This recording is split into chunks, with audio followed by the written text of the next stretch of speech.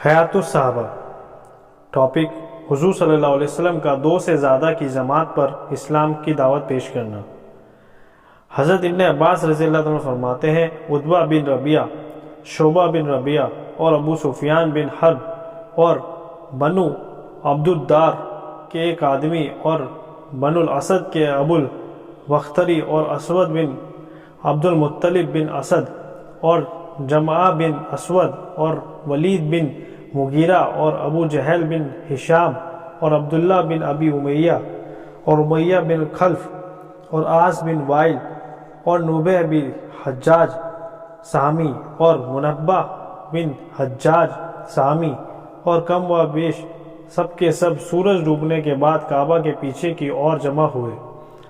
آپس میں مشورے سے یہ بات طے ہوئی کہ محمد کو آدمی بھیج کر بلاؤ اور ان سے کھل کر بات کرو، ان سے اتنا جھگڑو کہ لوگ سمجھ لیں کہ ہم نے پوری کوشش کی ہے۔ چنانچہ ایک آدمی کو یہ پیغام دے کر حضور صلی اللہ علیہ وسلم کے پاس بھیجا گیا کہ آپ کی قوم کے سردار آپ سے بات چیت کرنے کے لیے جمع ہوئے ہیں۔ آپ جلدی سے ان کے پاس اس خیال سے تشریف لے آئے کہ شاید اسلام قبول کرنے کے بارے میں ان لوگوں کی رائے بن گئی ہے، کیونکہ آپ ان کے ایمان لانے کے لیے بے چین رہا کرتے تھے اور دل سے چاہتے تھے کہ ان کو ہدایت مل جائے، اور ان کا نقصان اور بگاڑ آپ پر بوجھ تھا۔ آپ ان کے پاس آ کر بیٹھ گئے تو انہوں نے کہا، اے محمد، ہم نے آدمی بھیج کر اس لیے بلایا ہے تاکہ تمہیں سمجھانے میں ہم اپنا سارا زور لگا دیں اور لوگ سمجھ جائیں کہ ہم نے سمجھانے کی کوشش کر لی ہے۔ اللہ کی قسم، ہمیں پورے عرب میں کوئی ایسا آدمی نظر نہیں آتا جس نے اپنی قوم کو ان پریشانیوں میں ڈال دیا ہو جن میں آپ نے اپنی قوم کو ڈال دیا ہے۔ آپ نے ان کے باپ دادا کو برا بھلا کہا، ان کے دین میں عیب نکالے، ان کو بیوقوف بتایا، ان کے خداؤں کو برا بھلا کہا، ان کی جماعت میں پھوٹ ڈالی، ہم سے تعلق بگاڑنے والا ہر برا کام کیا۔ اگر آپ کا ان باتوں سے مال حاصل کرنا ہے تو ہم آپ کے لیے اتنا مال جمع کر دیں گے کہ آپ ہم سے سب سے زیادہ مالدار ہو جائیں گے، اور اگر آپ ہمارے سردار بننا چاہتے ہیں تو ہم آپ کو سردار بنا لیں گے۔ اگر یہ جو کچھ ہو رہا ہے سب کچھ جنات کے اثر سے ہو رہا ہے جس کے سامنے آپ بے بس ہیں، تو ہم اس کا علاج کرنے کے لیے ساری دولت خرچ کرتے رہیں گے، یہاں تک کہ یا تو آپ ٹھیک ہو جائیں یعنی یا یہ پتہ چل جائے کہ یہ لا علاج مرض ہے۔ حضور صلی اللہ علیہ وسلم نے جواب میں فرمایا، جتنی باتیں تم کر رہے ہو ان میں سے کوئی بات میرے دل میں نہیں۔ جس دعوت کو تمہارے پاس لے کر آیا ہوں اس سے مقصد نہ تو تمہارا مال حاصل کرنا ہے، نہ تمہارا سردار یا بادشاہ بننا ہے، بلکہ اللہ نے مجھے تمہاری طرف رسول بنا کر بھیجا ہے، مجھ پر ایک کتاب اتاری ہے، مجھے اس بات کا حکم دیا گیا ہے کہ تم میں سے جو مان جائے اسے خوشخبری سناؤ، جو نہ مانگے اسے اللہ کے عذاب سے ڈراؤ، اور میں نے تمہیں اللہ کے پیغام پہنچا دیا۔ میں تمہارا بھلا چاہتا ہوں، جو دعوت لے کر میں تمہارے پاس آیا ہوں اگر تم اسے قبول کر لوگے تو دنیا اور آخرت میں تمہارا حصہ ہے، اور اگر قبول نہیں کرو گے تو میں اللہ کے حکم کا انتظار کروں گا یہاں تک کہ وہی میرے اور تمہارے بیچ فیصلہ کرے۔ یہ سن کر قریش کے سرداروں نے کہا، اے محمد، جو باتیں ہم نے آپ کو پیش کی ہیں اگر وہ آپ کو قبول نہیں ہیں تو آپ کو خوب معلوم ہے کہ دنیا میں کوئی ہم سے زیادہ تنگ شہر والا اور ہم سے زیادہ کم مال والا اور ہم سے زیادہ سخت زندگی والا نہیں ہے، تو آپ کے جس رب نے یہ دعوت دے کر بھیجا ہے اس سے آپ ہمارے لیے یہ سوال کریں کہ وہ ان پہاڑوں کو ہم سے دور ہٹا دیں جن کی وجہ سے ہمارا شہر تنگ پڑ گیا ہے، اور ہمارے شہروں کو پھیلا ہوا بنا دے، یہاں شام و عراق جیسی نہریں چلا دے، اور جو ہمارے باپ دادا مر چکے ہیں ان کو دوبارہ زندہ کر دے، ان میں سے خاص طور سے قصی بن کلاب کو بھی زندہ کر دے، کیونکہ وہ سچے بزرگ تھے۔ پھر ہم ان سے پوچھیں گے جو آپ کہہ رہے ہیں وہ حق ہے یا غلط، جن کی باتوں کی ہم نے آپ سے مانگ کی ہے، اگر آپ ان کو پورا کر دیں گے ہمارے باپ دادا آپ کی تصدیق کر دیں گے، اور تو ہم بھی آپ کو سچا مان لیں گے۔ اس سے ہمیں پتہ چلے گا کہ اللہ کے یہاں آپ کا بڑا درجہ ہے جیسے آپ کہہ رہے ہیں، واقعی اس نے آپ کو رسول بنا کر بھیجا ہے۔ اس پر آپ نے ان سے فرمایا، مجھے ان کاموں کے لیے نہیں بھیجا گیا، اور میں تمہارے پاس وہی بات لے کر آیا ہوں جن کو دے کر اللہ نے مجھے بھیجا ہے۔ جو کچھ مجھے دے کر تمہاری اور بھیجا گیا ہے وہ سب میں تمہیں پہنچا چکا ہوں۔ اگر تم انہیں قبول کر لو گے تو تم دنیا اور آخرت میں خوش قسمتی ملے گی، اور اگر تم قبول نہیں کرو گے تو میں اللہ کے حکم کا انتظار کروں گا یہاں تک کہ وہ میرے اور تمہارے بیچ فیصلہ کر دے۔ اس پر ان سرداروں نے کہا اگر آپ ہمارے لیے یہ باتیں کرنے کو تیار نہیں تو کم سے کم اپنے لیے اتنا تو کرو کہ اپنے رب سے کہو کہ وہ ایک فرشتہ بھیج دے جو آپ کی باتوں کی تصدیق کرے اور آپ کی اور سے ہمیں جواب دیا کرے، اور اپنے رب سے کہو کہ وہ آپ کے لیے باغ اور خزانے اور سونے چاندی کے محل بنا دے جس کی وجہ سے آپ کو ان باتوں کی تکلیف نہ اٹھانی پڑے جن کو ہم دیکھ رہے ہیں کہ آپ کو بازاروں میں جا کر ہماری طرح روزی کھوجنی پڑتی ہے۔ اگر آپ کا رب ایسا کر دے گا تو اس سے ہمیں پتہ چل جائے گا، اور آپ کا اپنے رب کے یہاں بڑا درجہ ہے، اور جیسا آپ کر رہے ہیں واقعی آپ اس کے رسول ہیں۔ آپ نے فرمایا نہ ہی میں یہ کروں گا اور نہ ہی اپنے رب سے یہ مانگوں گا، نہ ہی اس کام کے لیے مجھے تمہارے پاس بھیجا گیا ہے۔ اللہ نے تو مجھے خوشخبری سنانے والا بنایا ہے، ڈرانے والا بنا کر بھیجا ہے، اور جو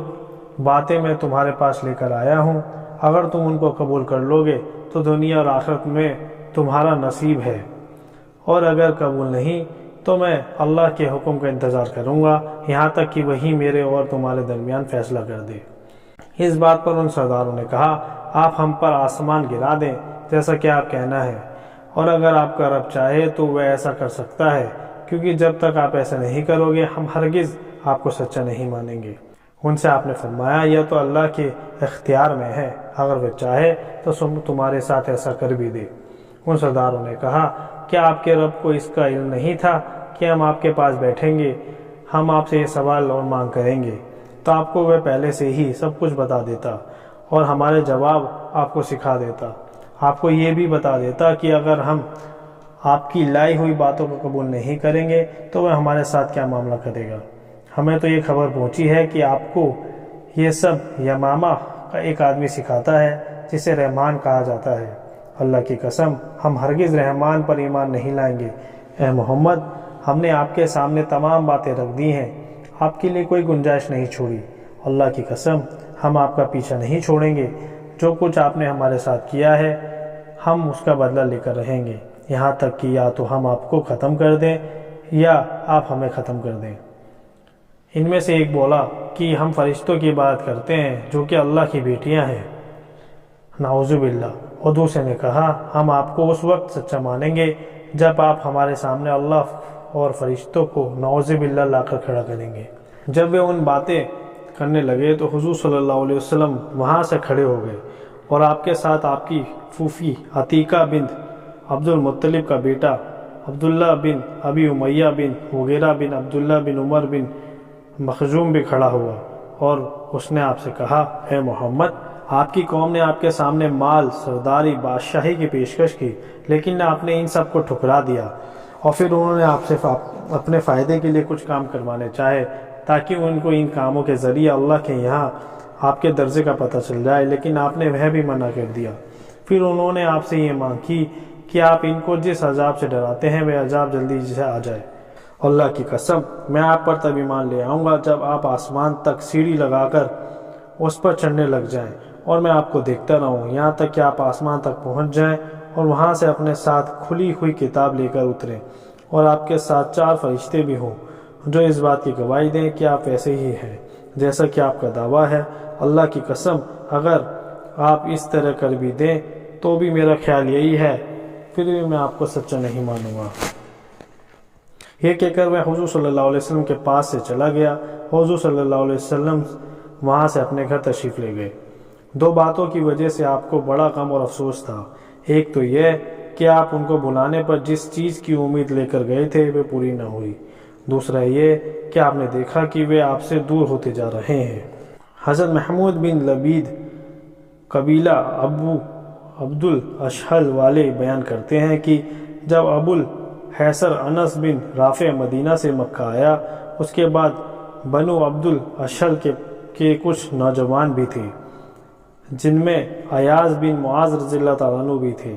یہ لوگ اپنی قوم قبیلہ خزرج کی اور سے قریش کے ساتھ دوستی اور مدد و سمجھوتا کرنا چاہتے تھے، تو حضور صلی اللہ علیہ وسلم نے ان کے آنے کی خبر سنی، آپ ان کے پاس تشریف لے گئے، ان کے پاس بیٹھ کر فرمایا تم جس کام کے لیے آئے ہو اس سے بہتر بات تم کو نہ بتا دوں؟ انہوں نے کہا یہ کون سی بات ہے؟ آپ نے فرمایا میں اللہ کا رسول ہوں، مجھے اللہ نے بندوں کی اور بھیجا ہے، میں ان کو اللہ کی دعوت دیتا ہوں کہ وہ اللہ کی عبادت کریں، اس کے ساتھ کسی کو بھی شریک نہ کریں، اور اللہ نے مجھ پر کتاب اتاری ہے۔ پھر آپ نے اسلام کی خوبیوں کا ذکر کیا، انہیں قرآن پڑھ کر سنایا۔ حضرت ایاز بن معاذ جو ناعمر لڑکے تھے انہوں نے کہا اے میری قوم، اللہ کی قسم تم جس کام کے لیے آئے ہو واقعی یہ اس سے بہتر ہے۔ تو ابو الحیثر انس بن رافع نے کنکریوں کی ایک مٹھی لے کر حضرت ایاز کے چہرے پر ماری اور کہا اس بات کو چھوڑو، میری جان کی قسم ہم تو کسی اور کام کے لیے آئے ہیں۔ حضرت ایاز خاموش ہو گئے۔ حضور صلی اللہ علیہ وسلم وہاں سے کھڑے ہو کر تشریف لے گئے۔ یہ لوگ مدینہ واپس چلے گئے۔ پھر اوس اور خزرج کے بیچ بعاث کی لڑائی شروع ہوئی، جس کے کچھ ہی دنوں کے بعد حضرت ایاز کا انتقال ہو گیا۔ محمود بن لبید کہتے ہیں میری قوم کے جو لوگ حضرت ایاز کے انتقال کے وقت ان کے پاس موجود تھے انہوں نے مجھے بتایا کہ وہ لوگ